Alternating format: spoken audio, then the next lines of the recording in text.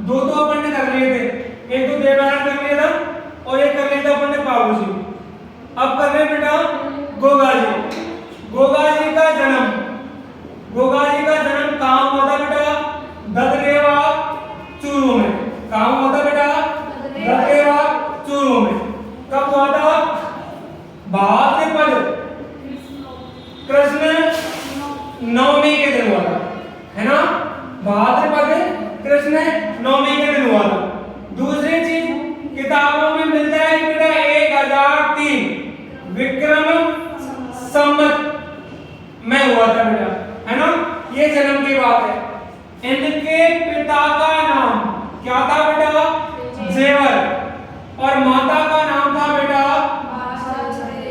बासलदेव। ठीक है बेटा, है ना? अब ऐसा कहते हैं कि बेटा जो गोगा जी हैं, इनकी माता और पिता के कई साल तक संतान नहीं हुई थी, है ना?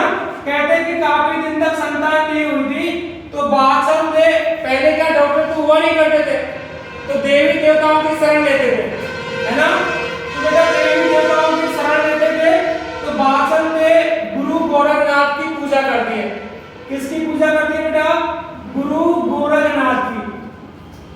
तो गुरु गोरखनाथ एक दिन खुद स्वतः ही ददरेवा चूरू स्थल पर पहुंच जाते हैं और बेटा वो उनसे अपनी पीड़ा पूछते हैं। तो उन्होंने जो पीड़ा थी वो बताई और माता बासलदेव की जो पूजा है वो काम में आई। और बेटा गुरु गोरखनाथ ने उनकी जब पीड़ा पूछी तो उन्होंने बताया कि हमें जो बात है वो ये कि संतान की अभी तक उत्पत्ति नहीं हुई है। संतान नहीं हुई तो बेटा क्या हुआ? तो उन्होंने गुरु गोरखनाथ ने कुछ दवाई नामक चीज में, तो बेटा एक क्या दिया? गुग्गल नाम की एक औषधि, है ना? वैसे गुग्गल नाम का एक पौधा होता है बेटा, जिसकी गुग्गल नाम की एक धूप के रूप में, एक दवा के रूप में दिया था बेटा, जिसके लिए बोला गया था किसको? बासलदेव को। ये बोला गया था कि घर जाके शाम के टाइम दूध में ये ले लेना। तो क्या होगी बेटा? स्वतः ही मतलब कुछ सालों के बाद में, कुछ दिनों के बाद में संतान की उत्पत्ति हो जाएगी, संतान हो जाएगी। तो बेटा ये कहानी आगे चलती गई। लेकिन अब क्या हुआ? बासलदेव जो खुद थी वो बेटा दूसरे दिन सुबह की बात उस दिन तो उसने लेनी थी, तो दूसरे दिन शाम को उसको लेनी थी। तो बासलदेव सुबह पूजा के लिए पहले नहाने गई, फिर पूजा के लिए गई और काफी लंबी पूजा करने के बाद में जब वो घर आई तो उसको वो जो दवाई थी वो मिली नहीं, है ना? तब वो मिली नहीं तो उसके मन में थोड़ा सा शक चला गया था। क्या शक गया था? कि बासलदेव की एक बहन थी जिसका नाम क्या था बेटा? काचलदेव था। क्या नाम था? काचलदेव। उसकी भी शादी कहाँ हो रखी थी बेटा? ददरेवा में हो रखी थी, उनके पास में। तो उनको शक गया कि ये दवाई मैंने डाली कि किसने ले ली बेटा? काचलदेव ने, है ना? तो बेटा वो वापस बासलदेव किसके पास जाती है? गुरु गोरखनाथ के पास जाती है। तो गुरु गोरखनाथ के पास जाकर वो बोलती है कि हे देव, फिर गुरुजी वो एक प्रॉब्लम कि वो दवाई मुझे लगता है कि मेरी बहन काचलदेव ने उपयोग में ले ली, है ना?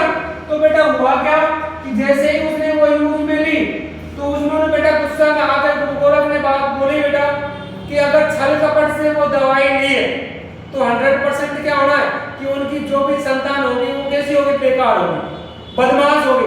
तो बेटा काचल के ऐसे बोलते हैं कि दो लड़के हुए थे, एक का नाम था अर्जुन और एक का नाम था सर्जन। ये दो लड़के हुए थे और दोनों के दोनों लड़के बदमाश होते, बेकार होते, है ना? तो और दूसरी चीज फिर क्या हुआ? बासलदेव को दोबारा गुरु गोरखनाथ ने वो दवाई दी, गुरु गोरखनाथ की दवाई बासलदेव ने ली और बेटा इनके संतान के रूप में गोगा जी का जन्म हुआ, है ना? तो इनको गुरु कौन मानेंगे? माता का गुरु तो गुरु गोरखनाथ था ही, और गोगा जी भी किसको मानते बेटा? गुरु गोरखनाथ को मानते, गोरखनाथ की पूजा करते हैं। आगे जाके कहानी चलती है बेटा कि ये जो अर्जुन और जो सर्जन थे इन बातों को बदमाश तो थे, है ना? अब गोगा जी से लड़ने के लिए, है ना, ये क्या करते हैं? अर्जुन और सर्जन किसको बुला लेते हैं बेटा? महमूद गजनबी को बुला लेते हैं। किसको बुला लेते हैं बेटा? महमूद गजनबी को। अब क्या करेंगे? महमूद गजनबी इनसे युद्ध करेगा। किससे करेगा बेटा? गोगा जी से। उससे पहले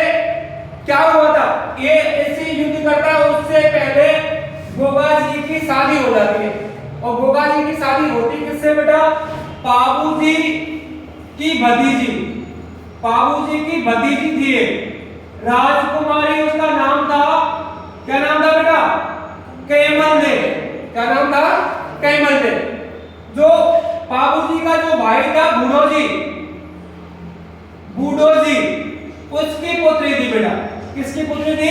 पाबू जी के बड़े भाई बूढ़ो जी की पुत्री थी। भतीजी किसकी हुई? पाबू जी की। पाबू जी कहां का था? कोलमुंड हरोजी जोधपुर का था। तो बेटा इसकी गोगा जी की ससुराल कहां होगी? पाबू जी के वहां। तो पाबू जी का गांव कौन सा था? कोलमुंड हरोजी जोधपुर था। शादी के काफी दिन बाद में वो युद्ध की चर्चाएं चल रही थी। अर्जुन और संजय ने महमूद गजनवी को बुला लिया था, है ना? तो महमूद गजनवी अब किससे लड़ाई करेगा? किससे युद्ध करेगा? गोगा जी से। तो बात एक दिन की बेटा कि गोगा जी से भद्रेवा में लड़ने के लिए कौन आ गया? उनके साथ में महमूद गजनवी, अपने शासकों, अपने प्रजा के साथ में, सैनिकों के साथ में। और बेटा इनकी लड़ाई हुई और ददरेवा चूरू में लड़ते समय गोगा जी का सिर कट के ददरेवा में गिर गया युद्ध में। तो बेटा ऐसे कहते हैं कि ददरेवा में उसके सिर कटने की वजह से भाई ददरेवा में उसकी शीर्ष मेढ़ी है ना? कई किताबों में मिलता है शीर्ष मेढ़ी है ना? तो क्वेश्चन आता है कि बेटा गोगा जी की शीर्ष मेढ़ी, गोगा जी की शीर्ष मेढ़ी कहां पर है? तो बेटा ददरेवा चूरू में है। और फिर हुआ क्या कि ये लड़ता लड़ता, है ना, उनसे युद्ध करता करता ये पहुंच गया बेटा ददरेवा से कुछ ही दूरी पर। आपने सुना होगा गोगा मेढ़ी, है ना? गोगा मेढ़ी नाम की जगह है जो कहां पड़ती है? नोहर में। और नोहर कहां पड़ता है? हनुमानगढ़ में। कहां पड़ता है बेटा? हनुमानगढ़ में। तो वहां ये लड़ता लड़ता उसका जो धड़ है, सिर तो वहां गिर गया था, तो उसका धड़ है वो लड़ता लड़ता कहां पहुंच गया बेटा? नोहर हनुमानगढ़ में। और वहां पहुंचने के बाद में वो वहां जाके गिर जाता है। तो आज कहते हैं कि बेटा गोगा मेढ़ी नोहर में एक गोगा जी की धूर मेढ़ी, है ना? कहां है बेटा? गोगा मेढ़ी नोहर में है। तो क्वेश्चन आता है गोगा जी की धूर मेढ़ी कहां है? तो कहां है बेटा? नोहर में। नोहर कहां है? गोगा मेढ़ी हनुमानगढ़ में। ठीक है। एक आता है बेटा कि गोगा जी की ओल्डी, गोगा जी की ओल्डी, ये ओल्डी किताबों में मिलता है ना, लेकिन ये शुद्ध शब्द बेटा है ओल्डी। क्या है? ओल्डी, है ना? ओल्डी क्या होता है? कच्चा मकान होता है जिसमें देवी देवता ने देखा होगा अपने स्थानों पे, एक कच्चा सा रूम होता है, वो होता है ओल्डी। ये बेटा गोगा जी की ओल्डी पड़ती है सांचौर में। और सांचौर कहां पड़ता है? जालौर में। कहां पड़ता है बेटा? जालौर में पड़ता है। आगे तो सांचौर जालौर पहुंच गए। इतना करने के बाद में बेटा वो आपने एक बात सुनी होगी, जब अर्जुन और सर्जुन और महमूद गजनवी की जब लड़ाई चल रही थी, महमूद गजनवी की लड़ाई गोगा जी से चल रही थी, तो सिर यहां मिल गया, सिर यहां गिर गया। कहां पे? ददरेवा चूरू में। और धड़का गिर गया बेटा नोहर हनुमानगढ़ गोगा मेढ़ी में। तो बेटा ऐसा बताते हैं कि महमूद गजनवी को बार बार उसके अलग अलग रूपों में, कभी उसका पूरा सिर कटाई दिखाई दे, कभी उसकी धड़ दिखाई दे, कभी गोगा जी का पूरा का पूरा ही सेम खुद दिखाई दे, अलग अलग रूपों में दिखाई दे गोगा जी, है ना? तो गोगा जी ने इसको एक अलग नाम दिया बेटा कि जाहर, सॉरी महमूद गजनवी ने क्या नाम दिया? जाहर पीर नाम दिया। और आपको पता है कि बेटा जाहर पीर क्या होता है? साक्षात देवता होता है। ठीक है। ऐसा बोलते हैं बेटा कि गोगा जी जो था उसकी जब शादी हुई थी ना, उससे पहले उसकी शादी हो गई थी, उसके बाद की बात है जब उसकी शादी कैमल जी से हुई थी, है ना? ऐसा जिसकी कहानी है कि कैमल जी से जब उसकी शादी हुई थी तब उसको एक सर्प ने डस लिया था, है ना? तो सर्प डसने के बाद में गोगा जी नाराज हो गए थे। जब गोगा जी नाराज हुए थे तो इस बात से उन्होंने पूजा तो करता ही गुरुनाथ की, उसने श्राप के रूप में सभी सर्पों को कह दिया कि वो आके उसमें एक कढ़ाई कर रही थी तेल की, उसमें आके सब सर्प गिर रहे थे, है ना? इसी बात को लेकर सभी सर्पों ने मीटिंग की, सभी सर्प इकट्ठे हुए और वो पहुंच गए बेटा सर्पों के राजा नागराज के पास में कि हे देव कि हमारे साथ में ये घटना घट रही है कि एक सर्प ने उसकी पत्नी कैमल जी को डस लिया था, है ना?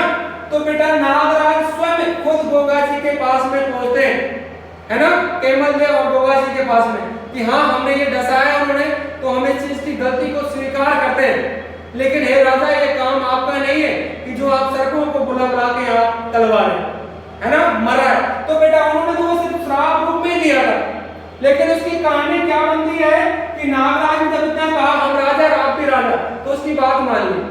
जब उसकी बात मान ली तो बेटा सेम टाइम जो उनका राजा था सेब का, उसी नागराज ने उस कैमल देव के हाथ और पैर को चूस के उसका जहर निकाल के पटक दिया था। उसी दिन से नागराज ने एक बात बोल दी थी गोगा जी के लिए कि आपके नाम की जो भी राखी बोलते ना राख, थोड़ी सी छोटी पे अगर किसी के ऊपर डालेगा तो उसका जहर बढ़ जाएगा, है ना।